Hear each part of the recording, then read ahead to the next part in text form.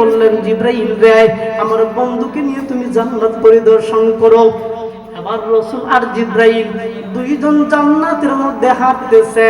রাসূল বলেন, আমরা দুইজনের পায়ের আওয়াজ আমি রাসূল পাইলাম, কিন্তু রাসূল জিবরাইলকে বলেন, ও জিবরাইল, তুমি আর আমরা দুইজন হাঁটতেছি, জিবরাইল রে পিছন দিক থেকে আরেকটা পায়ের আওয়াজ আসতেছে।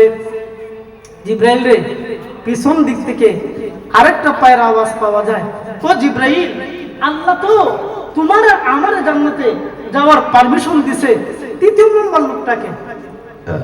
সম্মানিত হাজিরিন, জিবরাইল আমিন বলতেছেন, ইয়া রাসূলুল্লাহ, নবী গো, জান্নাতের মধ্যে আপনি আর আমরা দুইজন সত্যি, কিন্তু ইয়া রাসূলুল্লাহ, তৃতীয় নম্বর ব্যক্তিও আমাদের মধ্যে উপস্থিত আছে। বলুন না সুবহানাল্লাহ। জিবরাইল, তিন নম্বর ব্যক্তি উপস্থিত, তোমার আমি দেখতেছি, আমারে তুমি দেখতেছো, তিন নম্বর লোকটাকে। জিবরাইল বলেন, ইয়া রাসূলুল্লাহ, তিন নম্বর ব্যক্তি তো দুনিয়ার জমিনে হাঁটাহাঁটি করতেছে।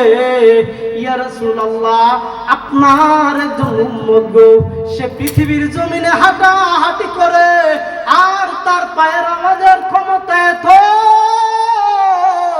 এত বিশাল।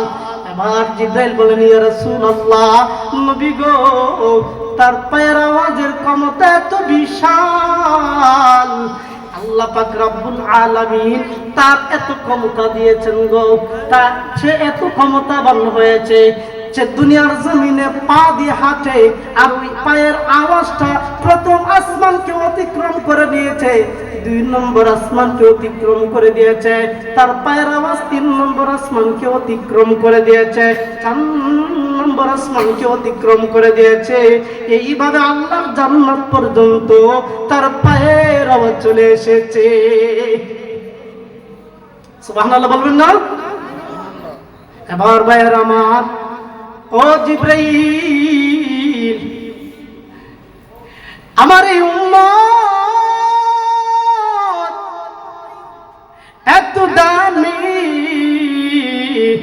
জিবরাইল কে, ইয়া রাসূলুল্লাহ, এই উম্মতের দামের একটা বিশেষ কারণ আছে। বলে কি?